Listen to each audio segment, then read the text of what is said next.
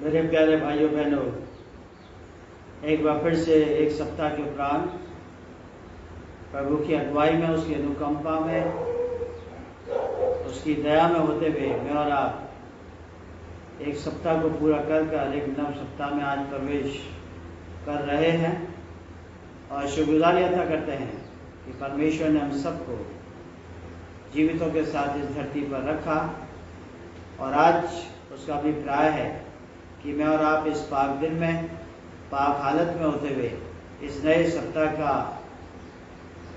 शुरुआत उसके मधुर और पवित्र नाम में होकर करने वाले बन सके। और खुदा का कलाम फरमाता है, हे यहोवा, अपना मार्ग मुझे दिखा, तब मैं तेरे सत्य मार्ग पर चलूँगा। मुझको एक चित कर कि मैं तेरे नाम का भय मानूं, क्योंकि हे प्रभु, तू भला और क्षमा करने वाला है और जितने तुझे पुकारते हैं उन सबों के लिए तू अति करुणामय है।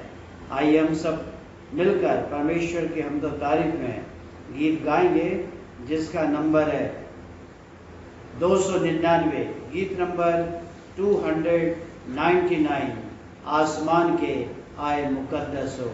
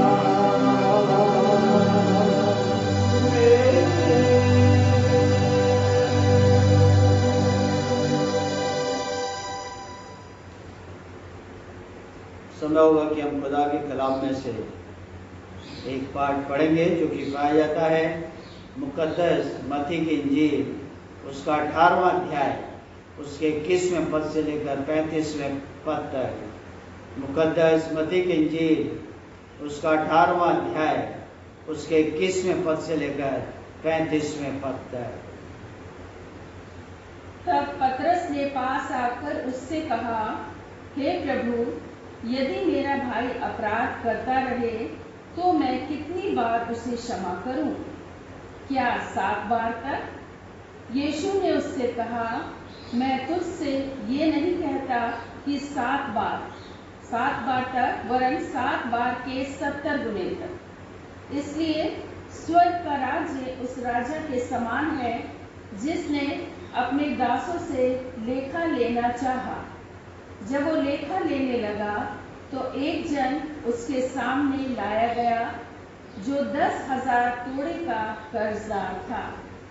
जबकि चुकाने को उसके पास कुछ न था, तो उसके स्वामी ने कहा, यह और इसकी पत्नी और बाल बच्चे और जो कुछ इसका है सब बेचा जाए और कर्ज चुका दिया जाए। इस पर उस दास ने गिरकर उसे प्रणाम किया और कहा, हे स्वामी, धीरज धर, मैं सब कुछ भर दूंगा।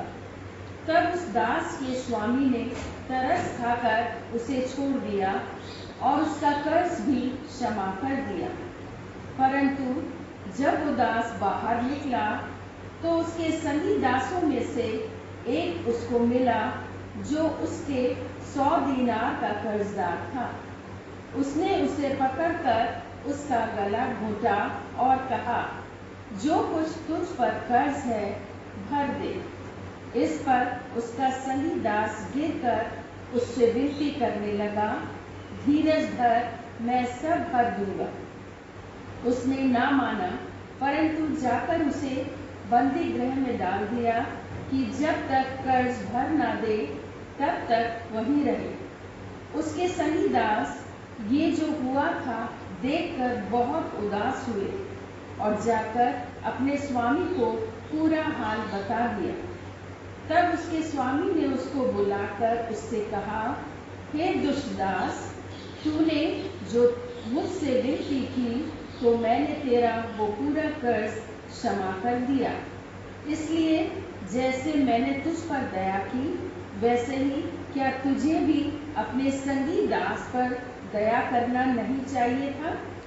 और उसके स्वामी ने क्रोध में आकर उसे दंड देने वालों के हाथ में सौंप दिया कि जब तक वो सब कर्ज भर ना दे तब तक उनके हाथ में रहे। इसी प्रकार यदि तुम में से हर एक अपने भाई को मन से क्षमा ना करेगा तो मेरा पिता जो स्वर्ग में है तुमसे भी वैसा ही करेगा। ये ख्रीस्त का सुसमाचार है। हे प्रभु यीशु, आपकी स्तुति हो।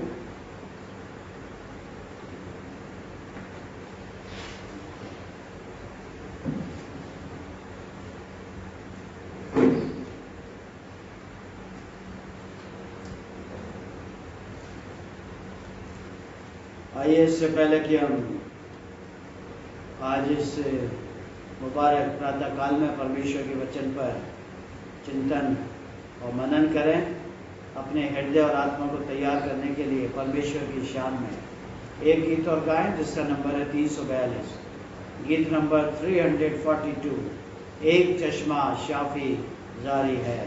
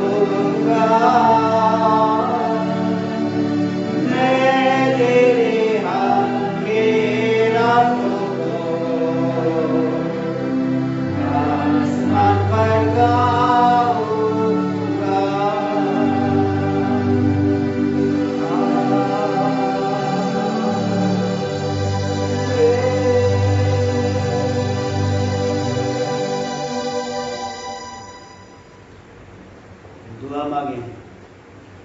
परमेश्वर पिता, परमेश्वर पुत्र और परमेश्वर पवित्र आत्मा के नाम में, आमीन। मेरे प्यारे भाइयों बहनों, एक बार फिर से खुदावंद यीशु मसीह के मधुर और पवित्र नाम में आप सबको मेरे और मेरे परिवार की तरफ से बहुत बहुत शुभकामनाएं या आपको ग्रीटिंग्स मिले। और परमेश्वर के हम दिल से शुक्रगुजार हैं कि एक बार फिर से एक सप्ताह के बाद उसने मुझे और आपको मौका दिया कि मैं और आप एक विशाल खानदान के रूप में उसकी हुजूरी में आ सकें, उसकी हुजूरी में बैठ सकें और महिमा के द्वारा, गीतों के द्वारा, संगीत के द्वारा परमेश्वर के वचन के पढ़े जाने और उस पर मनन करने के द्वारा मैं और आप उससे लौ लगा सकें और उसकी महिमा को अर्पित कर सकें और हम सब उसके लिए विश्वास गवाह बन सकें। उम्मीद करता हूँ आप सब अपने घर, अपने परिवार में, अपने बुजुर्गों के साथ, अपने बच्चों के साथ या जो भी हम सब की परिस्थितियाँ हैं, जिन परिस्थितियों से हम गुजर रहे हैं, जिन विडंबनाओं से हम गुजर रहे हैं, परमेश्वर और भी अपने आप को अपने करीब हमको पाता है। और भले ही मैं और आप कितने लापरवाह हो जाएं, कितने अहंकारी हो जाएं, लेकिन परमेश्वर का वादा है कि वो अपने चुने हुए लोगों को कभी नहीं छोड़ता है और वो मेरी और आपकी हिफाजत करने के लिए बहुत ही आतुर रहता है। तो हम परमेश्वर के दिल से हम शुक्रगुजारी अता करते हैं। आज पवित्र आत्मा के अगुवाई में मेरी और आपकी आत्मिक उन्नति के लिए जो परमेश्वर का कलाम मेरे और आपके सामने अर्पित किया गया है वह है मत्ती की इंजील, उसका 18वां अध्याय, उसके 21वें पद से लेकर 35वें पद तक। और मैं चाहूँगा कि कोई भी भाई बहन हमारे बीच में जो आज की मेडिटेशन की वर्स है या वचन है वो है पद 22 वर्स 22।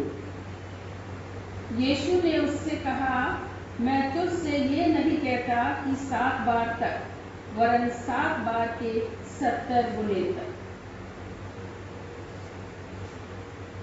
ये बात या ये सवाल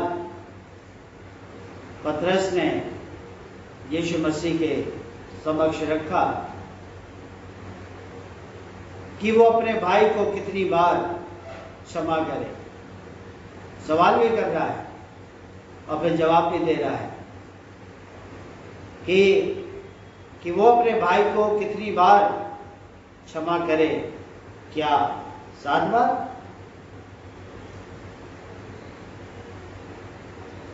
मैं और आप भली भांति जानते हैं, बाइबल के अनुसार हम पतरस के कैरेक्टर को, उसके स्वभाव से हम अवगत हैं और हम जानते हैं कि पतरस बोलने में बहुत ही उतावले थे या हर चीज़ का उनके पास जवाब रहता था और अगर जवाब नहीं तो हमेशा उनके पास सवाल काफ़ी रहा करते थे।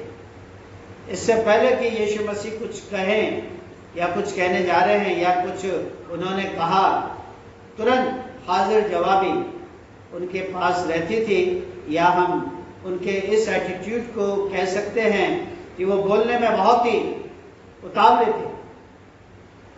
और शायद यही वजह रही है कि बाइबल में कई बार बताया गया है कि अपने इस उतावलेपन की वजह से वो कई बार परेशानी में पड़ जाते थे, परेशानी में घिर जाते थे।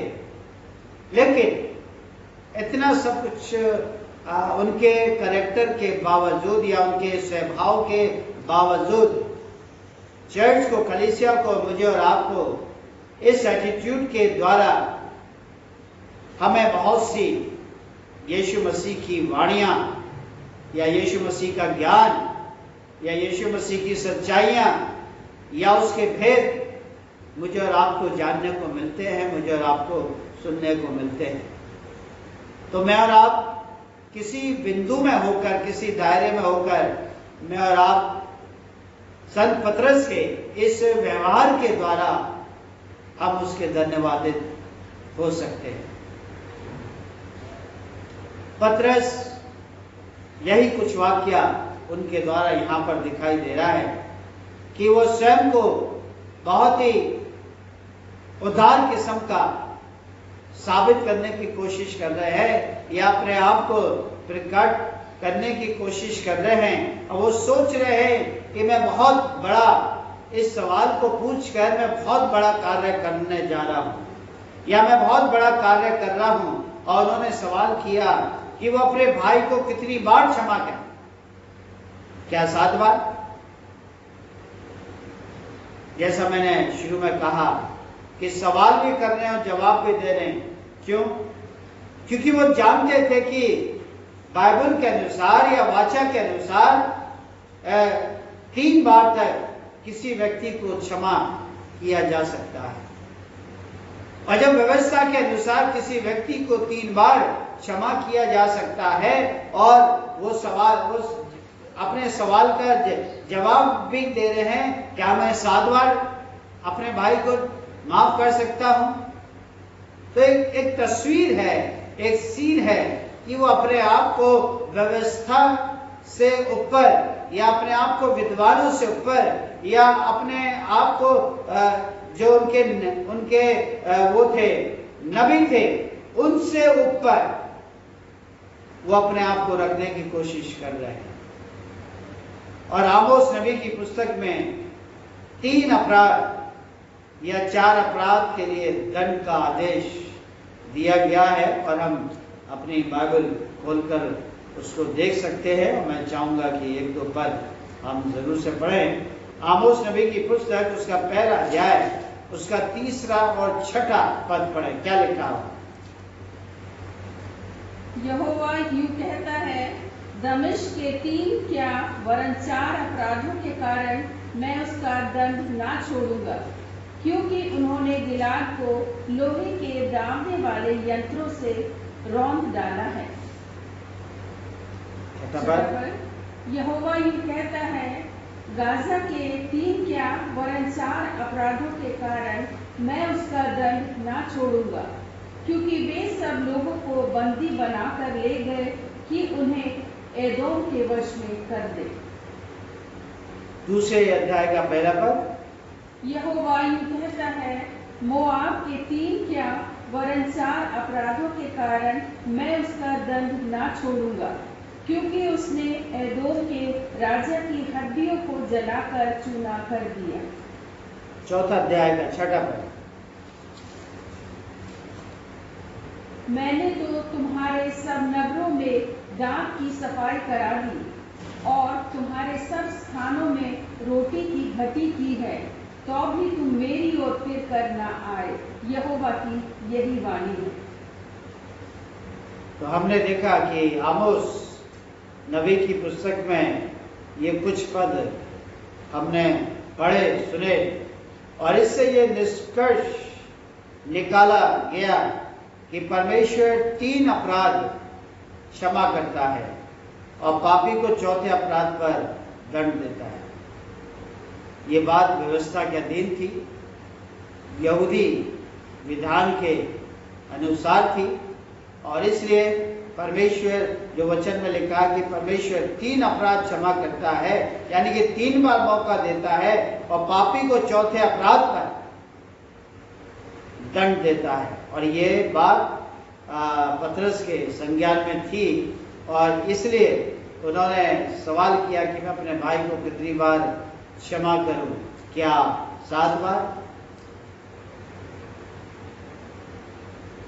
मेरे प्यारे दोस्तों,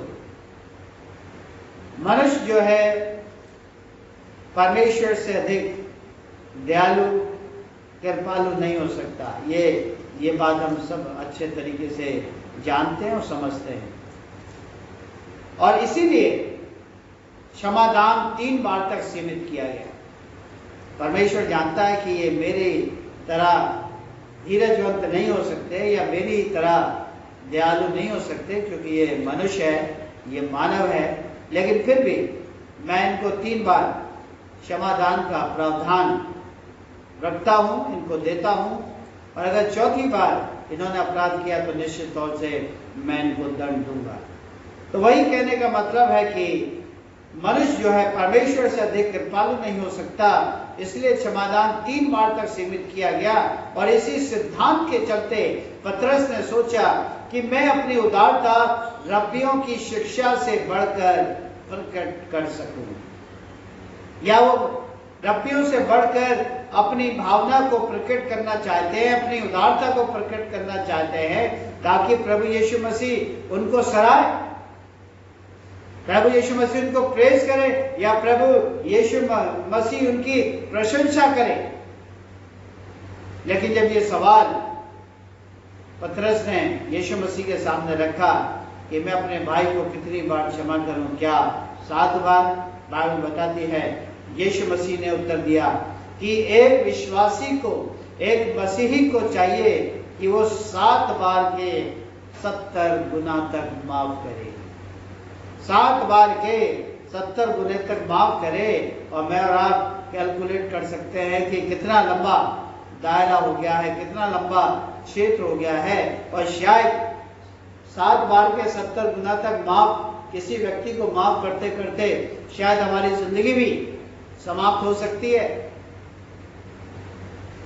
लेकिन यीशु मसीह का जो कहने का मतलब है, तात्पर्य है, वो यह है कि मसीही विश्वास के द्वारा, मसीही आस्था के द्वारा, मसीही वचन के द्वारा क्षमा करने की कोई सीमा नहीं है, किसी को माफ करने की कोई सीमा नहीं है। अगर मैं और आप विश्वासी हैं, मसीही हैं, बपतिस्मा पाए हुए लोग हैं, और हम समझते हैं कि आज हमारा जीवन जो सुरक्षित है केवल यीशु मसीह के द्वारा सुरक्षित है, यीशु मसीह के घराने के हम एक सदस्य हैं, यीशु मसीह की भेड़शाला के हम एक सदस्य हैं, तो अगर हम ऐसा अपने आप को पाते, अपने आप को महसूस करते हैं, अपने आप को स्वीकार करते हैं, तो मुझे और आपको ये बात ध्यान रखने की आवश्यकता है कि मेरे और आपके लिए किसी भी भाई या बहन को क्षमा करने की कोई सीमा नहीं है, कोई सीमा नहीं है। जितना भी हम क्षमा करें किसी भी भाई को, किसी भी बहन को, उतना ही मेरे और आपके लिए बहुत कम है। और जब ये जवाब यीशु मसीह ने पतरस को दिया, और इस जवाब को समझने के लिए, इस जवाब की गहराई में जाने के लिए यीशु मसीह ने यहाँ पर एक उदाहरण या एक कहानी का इस्तेमाल किया है कि वो एक दास की कहानी उन्होंने सुनाई, उसको बताई, जिसे बहुत क्षमा किया गया था, लेकिन उसने बाहर निकलकर थोड़े से ऋण के लिए अपने संगी दास या अपने साथी दास का गला दबा दिया, उसका गला घोट दिया, और फिर बाइबल में लिखा है कि उसे बंदी गृह में डाल दिया गया और फिर उसे भारी दंड दिया गया। आज 2 बातें मैं आपके समक्ष रखना चाहता हूं। पहली बात, मित्रों, जो पैराबल यीशु मसीह ने यहां पर इस्तेमाल किया, इस दृष्टांत में वो शिक्षा है कि यदि कोई क्षमा प्राप्त करना चाहता है, माफी चाहता है, अपने व्यवहार के लिए, अपने जीवन के लिए, अपने निमित्त माफी नामा सुनना चाहता है, पढ़ना चाहता है, देखना चाहता है, तो बाइबल कहती है वह स्वयं पहले दूसरों को क्षमा करे। इस व्यवहार को अपने जीवन में लाए, इस स्वभाव को अपने जीवन में लाए कि स्वयं पहले दूसरों को वो क्षमा करे।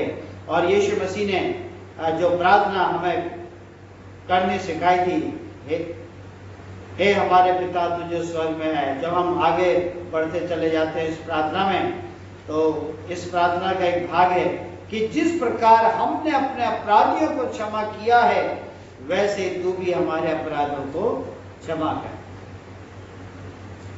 मेरे और आपके लिए सबसे पहली बात है, हम खुद उस प्रभु की प्रार्थना में परमेश्वर के समक्ष अर्पित कर रहे हैं, करते रहे हैं, और शायद जीवन में करते रहेंगे कि जिस प्रकार हमने अपने अपराधियों को क्षमा किया है, परमेश्वर आपसे गुजारिश है कि वैसे ही आप भी हमारे अपराधों को क्षमा कर। ये कॉन्सेप्ट है क्षमा करने का।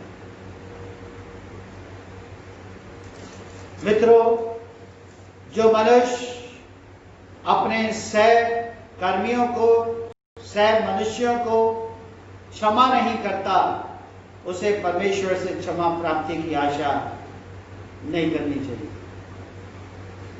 बाइबल के अनुसार ये बात पाई जाती है कि जब हम अपने साथियों को, अपने अधीन कर्मचारियों को या परिवार के किसी सदस्य को अगर हम माफ नहीं कर सकते, अगर हम क्षमा नहीं कर सकते, तो मुझे और आपको परमेश्वर से अपने निमित्त, अपने प्रति क्षमा प्राप्ति की आशा नहीं करनी चाहिए। और इसी वजह से याकूब अपनी पत्री में लिखते हैं, उसका दूसरा अध्याय, उसका 13वां पद, book of James chapter 2 verse 13 में इस प्रकार लिखा हुआ है, क्योंकि जिसने दया नहीं की उनका न्याय बिना दया के होगा। जिसने अपने जीवन में किसी के प्रति दया नहीं की, उनका न्याय बिना दया के होगा, और दया न्याय पर जयवंत होती है। दया जो है न्याय पर जयवंत होती है। इसलिए परमेश्वर और मनुष्य की क्षमा की जो भावना है, जो स्पिरिट है, जो कार्य है, जो गतिविधियां हैं, वो साथ साथ चलने की जरूरत है। वो साथ साथ चलना चाहिए। तभी मैं और आप अपने जीवन में परमेश्वर से माफी पा सकते हैं, और परमेश्वर हमें माफ कर सकता है, हमारे जीवन को आगे बढ़ा सकता है, हमारे जीवन को मजबूत रख सकता है, हमारे जीवन को निरोग रख सकता है, हमारे जीवन को स्वस्थ रख सकता है। लेकिन अगर हम दूसरों को क्षमा नहीं करेंगे, तो परमेश्वर कभी भी हमारे अपराधों को क्षमा नहीं करेगा, और अपराधों की मृत्यु मुझे और आपको उठानी पड़ेगी। अपराधों की मृत्यु मुझे और आपको सहनी पड़ेगी। दूसरी जो बात है, जो इस पैराबल की एक बहुत ही महत्वपूर्ण, एक बहुत बड़ी बात है, कि जो दास की कहानी यीशु मसीह ने यहाँ की, कि एक दास के पास बहुत बड़ा ऋण था, और जब उसका ऋण माफ कर दिया गया, उसका उधार माफ कर दिया गया, और स्वतंत्रता के साथ जब वो न्यायालय से बाहर जा रहा है, तो उसने देखा कि उसने भी किसी भाई को उधार दे रखा था, और वो भाई उसके सामने आ गया, और बाइबल बताती है कि उसने उसका गला पकड़ लिया।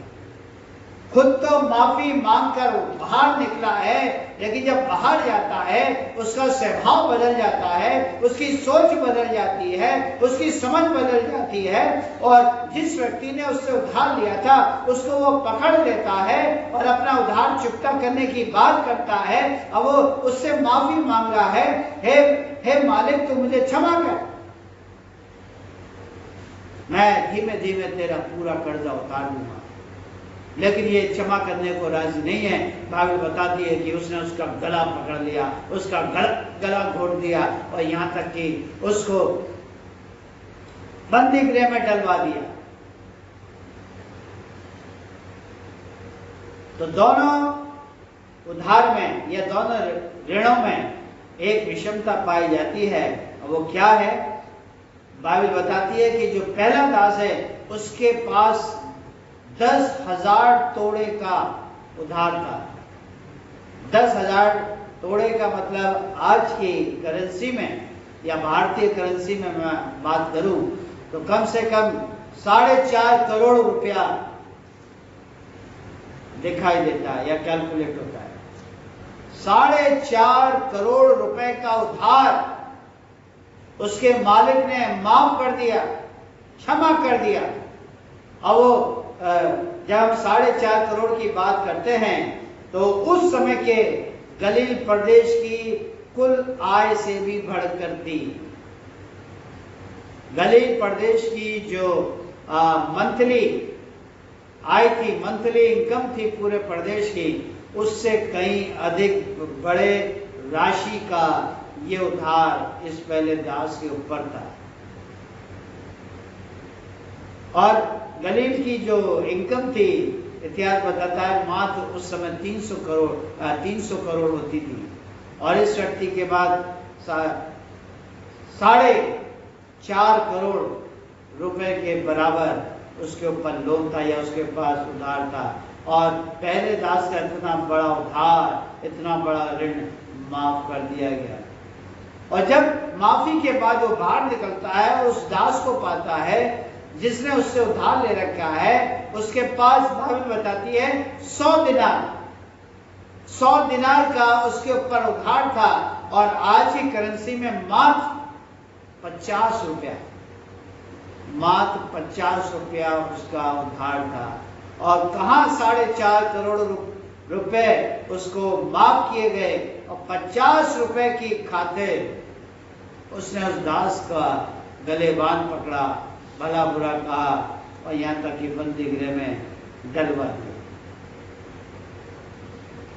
एक विद्वान रहे हैं जिनका नाम है A.S. कैनेडी।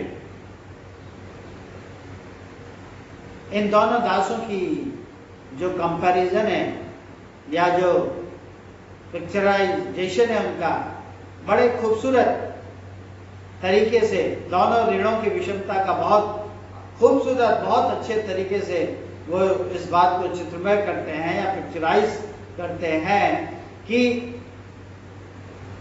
वो कहते हैं कि 100 दिनार का ऋण जो है एक पॉकेट में आ सकता है।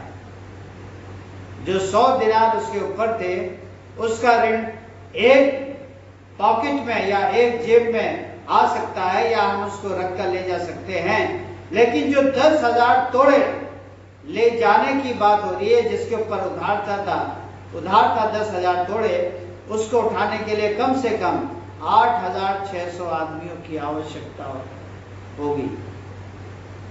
8,600 व्यक्ति, क्योंकि वो कागज के नहीं थे, वो मेटल के होते थे, सिक्के होते थे, कॉइन्स होते थे। और जब उनको बोरों में भरा जाएगा या जा सकता था तो कम से कम 8,600 व्यक्तियों को उस पैसे को उठाने की आवश्यकता होती है। दोस्तों,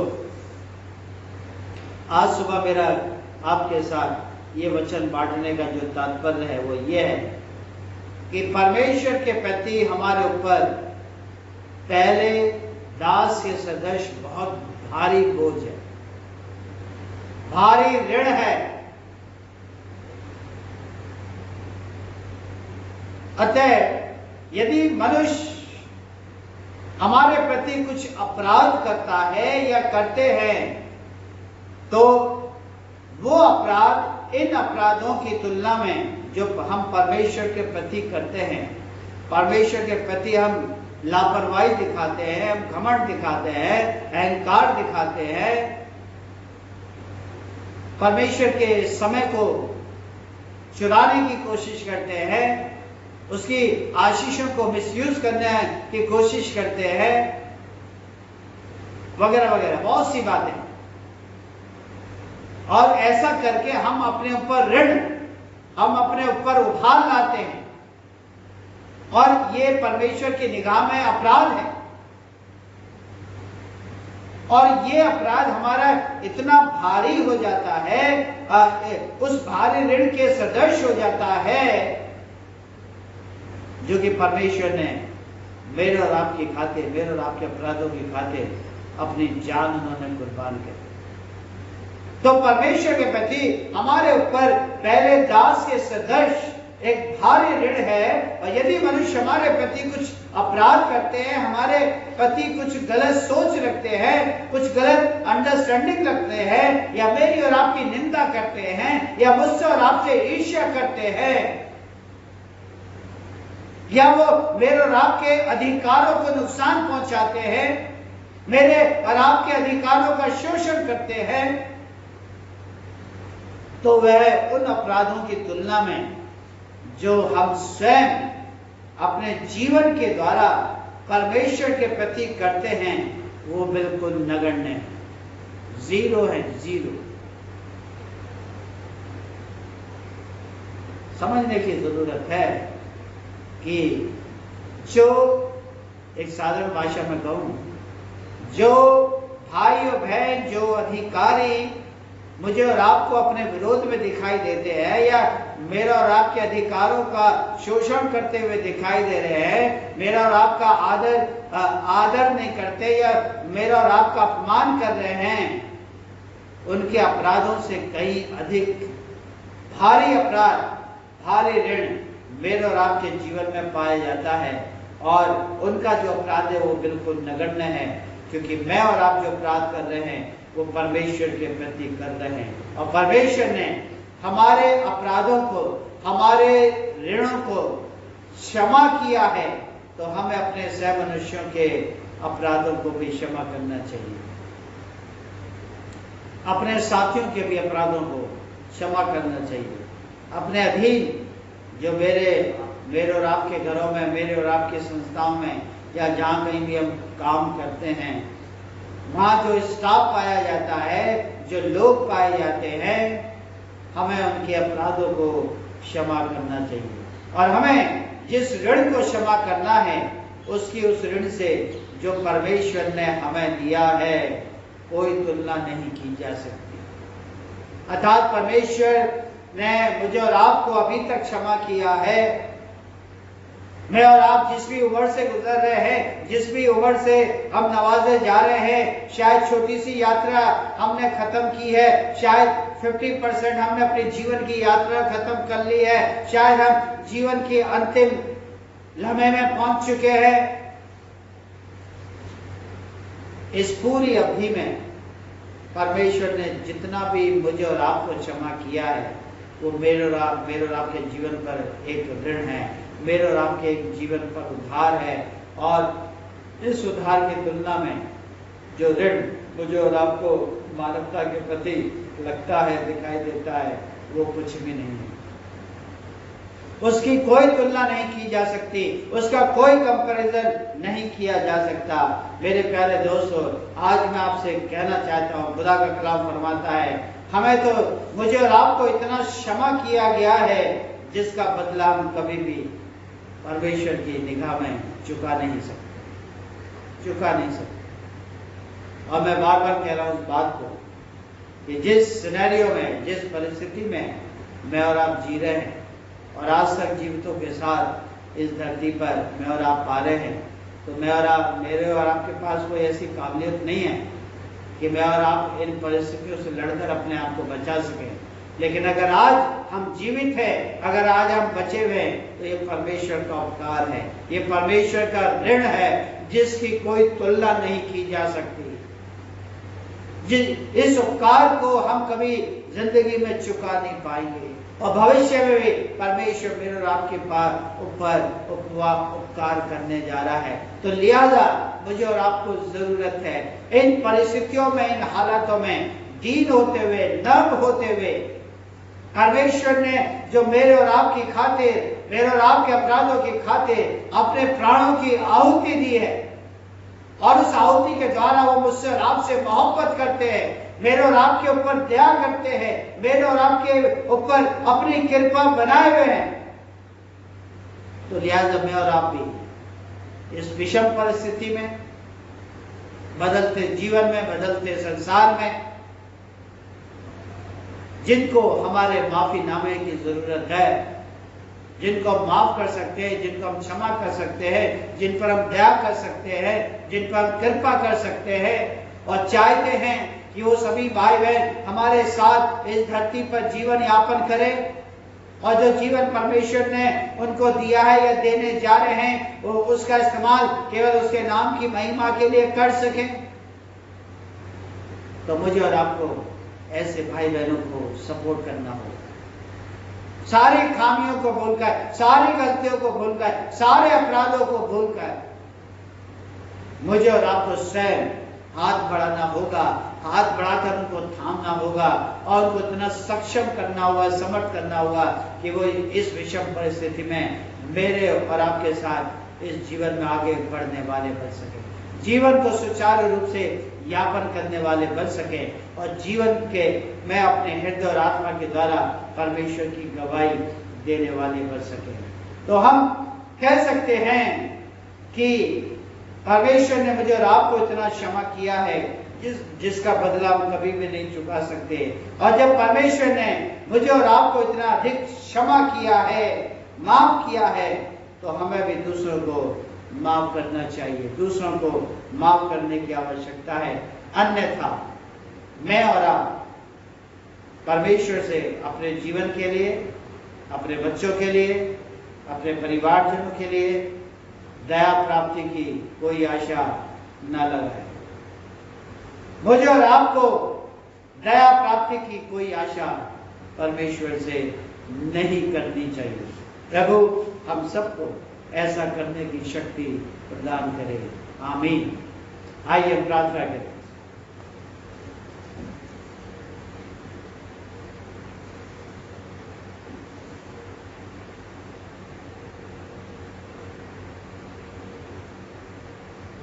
परम पिता, एकमात्र सनातन जीवित परमेश्वर, बड़ी स्तुति, बड़ी प्रशंसा, बड़े धन्यवाद के बलि के साथ इस आराधना के दौरान, इस दुआवी हालत में हम आपके चरणों में अर्पित हैं। धन्यवाद देते हैं सुंदर जीवन के लिए, जीवन की सभी प्राथमिकताओं की संपन्नता के लिए, जिससे आपने हमको वंचित नहीं रखा। शायद देर हो गई, विलंब हो गया, लेकिन फिर भी आपने हमारी चिंता करी और हम सबको हमारे जीवन की प्राथमिकताओं से संपन्न किया है। इसके लिए हम दिल से आपकी शुक्रगुजारी अता करते हैं और हम महसूस करते हैं कि जो दया हम पर हो रही है, जो कृपा हम पर हो रही है, इसका उपकार हम जिंदगी के अंतिम लम्हे तक भी नहीं चुका पाएंगे। और अगर आज हम जीवितों के साथ अपने आप को इस धरती पर पा रहे हैं, तो ये इसलिए नहीं कि हम अपने व्यक्तिगत जीवन में आनंदित हो, हम पारिवारिक जीवन का आनंद उठाएं, लेकिन ये इसलिए है कि हम आपके नाम की महिमा को अंजाम दे सकें, आपकी स्तुति प्रशंसा कर सकें, आपकी जय जयकार कर सकें और आपके लिए विश्वास गवाह बनते हुए दुनिया के भाई बहनों का परिचय आपसे करा सके, आपके पास ला सके। या परमेश्वर, इन सारी बातों के लिए हम आपकी दिल से शुक्रगुजारी अता करते हैं और भविष्य के लिए हम सभी भाई बहन अपना जीवन, अपना स्वाद, अपनी सेवकाई, सब कुछ हम आपके हाथों में सौंप देते हैं। आप इसी तरीके से हमारी सुधि लेते रहे, अपने आप को हमारे जीवनों पर, हमारे कामों पर या हमारे जीवन की प्रत्येक गतियों पर अपने आप को प्रकट करते रहे, हमको दर्शन देते रहे, ताकि हम आपके दर्शन से अभिभूत होकर पिता परमेश्वर आगे की योजनाओं पर अपना ध्यान लगा सके, इम्प्लीमेंट कर सके और जो कुछ भी करें हम आपके नाम में होकर करें और आपकी महिमा के लिए करने वाले बन सकें। पिता परमेश्वर, हम धन्यवाद देते हैं एक बार फिर से पूरे भारतवर्ष के लिए, भारतवर्ष के प्रत्येक नागरिक के लिए। खुदावन, आपने जिनकी सुधि ली, जिनकी निगहबानी चौपानी की, जिनके जीवन को खुदावन आपने आशीष के तौर पर रखा, बनाए रखा, पिता परमेश्वर होने दीजिए आने वाले समय में भी आपकी आत्मा हमारे देश के ऊपर जुम्बिश करने वाली बन सके और देश के प्रत्येक नागरिक को राहत देने वाली बन सके और एक अच्छी जिंदगी, एक अच्छा स्वास्थ्य जीने के लिए प्रेरित करने वाली बन सके। पिता परमेश्वर, हम अपने देश के तमाम अधिकारियों को एक बार फिर से आपके हाथों में सौंप देते हैं। सबकी सुधि लें, सबकी चिंता करें और अपनी बुद्धि, अपने वेग से परिपूर्ण करें, ताकि जो अधिकार आपने उनको दिए हैं उन अधिकारों की महत्ता को समझते हुए जो कुछ भी देश के तमाम नागरिकों के लिए वो कर सकते हैं, करने के इच्छुक हैं या करने की सामर्थ्य उनमें है, तो पिता परमेश्वर उन सारी योजनाओं को भारत देश के प्रत्येक नागरिक के लिए खुदावन उसको अर्पित कर सके या उसको लागू करने वाले बन सके। हम प्रार्थना करते हैं, हम चर्च ऑफ नॉर्थ इंडिया के तहत डायसिस ऑफ आगरा के लिए, अपने बिशप साहब के लिए, उनके साथी ऑफिस बेरर्स के लिए, तमाम पासवानों के लिए, तमाम प्रिंसिपल्स के लिए, हेड मिस्टर्स के लिए, डॉक्टर्स के लिए, उनके पूरे मैनेजमेंट के लिए खुदावन जिनके समक्ष चुनौतियां हैं और खुदावन बखूबी चुनौतियों का सामना कर रहे हैं, अपने अप्स डाउन में होकर खुदा परमेश्वर किस तरीके से वो अपनी कलीसिया को, कलीसिया के नागरिकों को, समाज के नागरिकों को किस तरीके से उनको सबलता प्रदान कर सकते हैं, किस तरीके से उनका मार्गदर्शन कर सकते हैं। सब लोग एक टीम के रूप में इस कार्य को कर रहे हैं। भविष्य के लिए भी हम प्रत्येक का जीवन, प्रत्येक की सेवकाई, प्रत्येक का स्वाद हम आपके हाथों में सौंप देते हैं। खासतौर से अपने बिशप साहब को आपके हाथों में सौंप देते हैं। अच्छी तंदुरुस्ती इनायत करें, पवित्र आत्मा के अभिषेक से लबरेज रखें और अपने आप को निरंतर उनके ऊपर नाज़िल रखें, ताकि आपके दर्शन में होते हुए हम सबको बखूबी लीड करने वाले बन सकें और उनकी लीडरशिप में इन विषम परिस्थितियों में भी डायसिस ऑफ आगरा के तमाम यूनिट, तमाम संस्थाएं, तमाम लोग विकसित होते चले जाएं। पिता परमेश्वर, हम अपने शहर के प्रशासन को आपके हाथों में सौंप देते हैं, जबकि आने वाले दिनों में शायद स्कूल दोबारा से खुलेंगे, कुछ और संस्थाएं दोबारा से खुलेंगी, कुछ धार्मिक स्थल कंडीशन के अनुसार, दिशा निर्देश के अनुसार खोलने की योजना है। खुदावन अपने शहर के डिस्ट्रिक्ट मजिस्ट्रेट को आपके हाथों में सौंप देते हैं, उनके सहयोगियों को आपके हाथों में सौंप देते हैं, पूरी टीम को आपके हाथों में सौंप देते हैं। आप उनकी मदद करें, अगुवाई करें, रहनुमाई करें, बुद्धि विवेक से परिपूर्ण करें, ताकि जो कुछ भी आगरा शहर के नागरिकों के लिए, खासतौर से छात्र छात्राओं के लिए, खासतौर से छोटे बच्चों के लिए जो भी वो योजनाएं बनाते हैं, खुदावन वो आपकी इच्छा के अनुसार हो सके, ताकि सभी लोगों को सुरक्षा प्राप्त हो सके, सुरक्षा के साथ साथ स्वतंत्रता प्राप्त हो सके और उस स्वतंत्रता का आगरा शहर के नागरिक मिस यूज ना करें, लेकिन उसका सदुपयोग करते हुए खुदावन अपने कामों में आगे बढ़ने वाले बन सके। हम अपने कलीसिया के प्रत्येक भाई बहन के जीवन को आपके हाथों में सौंप देते हैं।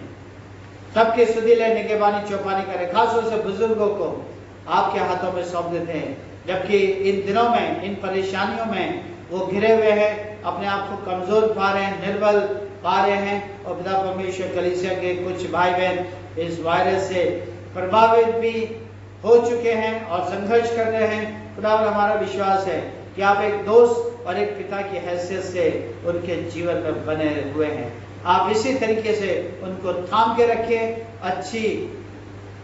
अच्छी बुद्धि इनायत करें, अच्छा स्वास्थ्य प्रदान करें और उनको धीरजवंत बनाएं, ताकि जीवन के इस सफर में, इन विडंबनाओं में केवल उनका ध्यान आपकी ओर लग सके और वो इस परेशानी से आजाद हो सके और सुरक्षित वापस अपना नॉर्मल जीवन व्यतीत करने वाले बन सकें। हम प्रार्थना करते हैं अपने बुजुर्ग भाई mister Joy Jacob Dayal ji के लिए, जबकि पिछले हफ्ते में खुदावन आपने उन पर रहम किया। हम जानते हैं, हमसे बेहतर आप जानते हैं, काफी कमजोर हो चुके थे, निर्बल हो चुके थे, काफी कष्ट में धीमे धीमे वो आ रहे थे, लेकिन आपने शीघ्र ही उन पर दया करी और उनकी आत्मा के लिए निर्णय सुनाया और वापस आपने उनकी आत्मा को अपने पास बुला लिया है। हमारा विश्वास है आपने उनकी आत्मा को स्वीकार कर लिया है और उनकी आत्मा ऐसे स्थान पर पहुंच चुकी है जहां पर आराम ही आराम है, शांति ही शांति है। लेकिन अपने पीछे अपने बच्चों के बच्चों को छोड़कर गए पिता परमेश्वर खुदावन, हम उस गमज़दा परिवार को आपके हाथों में सौंप देते हैं और हमारा विश्वास है कि आपने बड़े अद्भुत तरीके से उनके बच्चों को, उनके परिवार को आपने संभाला और आपके इस सर्वोच्च निर्णय को उन्होंने स्वीकार किया, अभिनंदन किया और पिता परमेश्वर जो जीवन आप उन्हें दे रहे हैं, देने जा रहे हैं, उस जीवन की उपयोगिता को समझते हुए वो अपने जीवन में आगे बढ़ने वाले हैं। हम प्रार्थना करते हैं आगरा यूनिवर्सिटी के, जबकि बीएड के एग्जाम्स आने वाले दिनों में होंगे और अगर शहर के या अन्य शहरों के भी भाई बहनों ने या बेटे बेटियों ने जिनको एग्जाम देने हैं, उन सभी भाई बहनों को हम आपके हाथों में सौंप देते हैं। सबको बुद्धि इनायत करें, सबके चारों तरफ अपने बेशकीमती लहू का बाड़ा बांध के रखें ताकि वो मेहनत और लगन के साथ अपनी परीक्षाओं की तैयारी कर सकें और जब उनकी परीक्षाओं का समय आए तो आपकी हुजूरी में होते हुए आपके बेशकीमती लहू के द्वारा ढके जाने के माध्यम से अपनी परीक्षाओं को लिखने वाले बन सकें। और उन सभी स्टाफ को हम आपके हाथों में सौंप देते हैं जिनके सामने चुनौतियां रही हैं और अभी भी है कि वो इन हालातों में स्टूडेंट के परीक्षाओं को लेने की कोशिश कर रहे हैं। पिता परमेश्वर, आप उन सबको अच्छा स्वास्थ्य इनायत करें। अंत में हम प्रार्थना करते हैं उन सभी भाई बहनों के लिए जिनका कि पिछले सप्ताह में उन्होंने अपनी दुनिया का एक वर्ष, इस दुनिया में जिंदगी का एक वर्ष पूरा किया और एक नव वर्ष में प्रवेश कर गए हैं। हम प्रार्थना करते हैं भाई आदित्य जॉन के लिए, बहन एस्तर वर्मा के लिए, भाई कुलदीप लाल के लिए, बहन ज्योति मसीह के लिए और बेटे इनोश मसीह के लिए। जबकि पिछले सप्ताह में इन लोगों की वर्षगांठ थी, आपने इन विपरीत परिस्थितियों में भी आपने उनके ऊपर दया फरमाई, उन्होंने जीवन का एक वर्ष पूरा किया और एक नव वर्ष में प्रवेश कर सके। आप एक दोस्त, एक पिता की हैसियत से अपने दाहिने दरमियान हाथ से इनको संभाल कर रखें। इनके जीवन की जो प्राथमिकता है अपने वादे से इनको संपन्न करें और होने दीजिए ये अपने व्यक्तिगत, पारिवारिक, सामाजिक और कलीसियाई जीवन में होते हुए आपकी शुक्रगुजारी अता कर सके। नई सोच, नई समझ के साथ अपने जीवन के नव वर्ष में प्रवेश कर सके। हम प्रार्थना करते हैं छोटी बेटी स्तुति मसीह के लिए, जबकि पिछले 5 तारीख को उसने अपनी दुनियावी जिंदगी का पहला वर्ष पूरा किया है और एक दूसरे वर्ष में ये बच्ची प्रवेश कर सकी है। या परमेश्वर इस बच्ची के शरीर को गर्म रखे और अपने पाक दूत इसके चारों तरफ रख छोड़े ताकि इसकी निगहबानी चौपानी करें, इसके साथ संगति करें और जिस उद्देश्य के लिए आपने उसको उसके परिवार में, इस कलीसिया में जन्माया है, उस उद्देश्य के निमित्त इस बच्ची के कदम दिन प्रतिदिन आगे बढ़ते चले जाए। हम प्रार्थना करते हैं भाई जीसी बेकन और उनकी पत्नी जीपी बेकन के लिए, जबकि 8 तारीख को उनकी 45वीं वैवाहिक वर्षगांठ थी और भाई प्रदीप डैनियल, उनकी पत्नी अनुपम डैनियल 9 तारीख को उनकी 34वीं वर्षगांठ थी। भाई संजय मसीह, उनकी पत्नी सुनीता मसीह की 10 तारीख को 30वीं वर्षगांठ थी और भाई राहुल जॉन, उनकी पत्नी बल्जीना जॉन की 10 तारीख को 12वीं वर्षगांठ थी और भाई एंड्रिक थॉमस और उनकी पत्नी उपासना थॉमस की 7 तारीख को पहली वेडिंग एनिवर्सरी थी। तो खुदावन, हम इन भाई बहनों को आपके हाथों में सौंप देते हैं। कुछ भाई बहन इनमें से सेवानिवृत्त हो चुके हैं, बुजुर्गी के आलम में, कमजोरी के आलम में। आप एक दोस्त, एक पिता के हैसियत से उनको थाम कर रखें और कुछ भाई बहन समाज की सेवा में हैं। परमेश्वर अच्छी तंदुरुस्ती इनायत करें और जो भी उनके जीवन की प्राथमिकता, उनके परिवार की प्राथमिकता है वो आपसे छिपी नहीं है। अपने वायदे के अनुसार उन प्राथमिकताओं से इनको संपन्न करें ताकि पारिवारिक और कलीसियाई सेवकाई के साथ साथ सामाजिक सेवकाई को भी अर्पित करते चले जाएं। हम प्रार्थना करते हैं पिता परमेश्वर उन भाई बहनों के लिए जो कि पिता परमेश्वर चिकित्सा के क्षेत्र में लगे हुए हैं, प्रशासन के क्षेत्र में लगे हुए हैं और खुदावन उनके सामने बहुत सी चुनौतियां हैं। आप उनको निडर बनाएं, अपनी उपस्थिति से उनको लवरेज रखें ताकि जो चुनौतियां उनके सामने आई हैं उन चुनौतियों का अभिवादन करते हुए और जो उनका समर्पण नागरिकों के प्रति, समाज के प्रति पिता परमेश्वर, उसमें स्वेच्छा से समर्पणता के साथ अपने जीवन को इसी तरीके से लगाए रहे और निसंदेह उनका जीवन समाज के लिए, शहर के लिए, नागरिकों के लिए, देश के लिए एक आशीष का कारण बन सकेगा। पिता परमेश्वर, आप उन सब की स्तुति लें और उनकी देवगहबानी चौपानी करें। अंत में एक बार फिर से हम सभी भाई बहन एक चित्त से, एक मन से, एक आत्मा से अपना जीवन पूर्णतया आपके हाथों में सौंप देते हैं। पिता परमेश्वर, आप हम सबकी सुधि लें, निगहबानी चौपानी करें और अपने बेशकीमती लहू से हम सबको ढांप के रखें। आप हमारी विनती को सुने, आपके बीच पवित्र नाम से मांग लेते हैं, आमीन। हे हमारे पिता, तू जो स्वर्ग में है, तेरा नाम पवित्र माना जाए, तेरा राज्य है, तेरी इच्छा स्वर्ग में पूर्ण होती है वैसे पृथ्वी पर भी हो।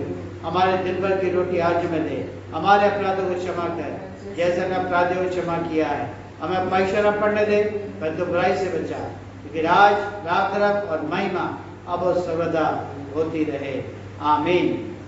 अब हमारे प्रभु यीशु क्रिस्त का अनुग्रह और परमेश्वर पिता का प्रेम और पवित्र आत्मा की सहभागिता आप सबके साथ, आपके परिवारजनों के साथ, खासों से बुजुर्गों, बच्चों के साथ अब से लेकर सदा तक होती रहे, आमीन।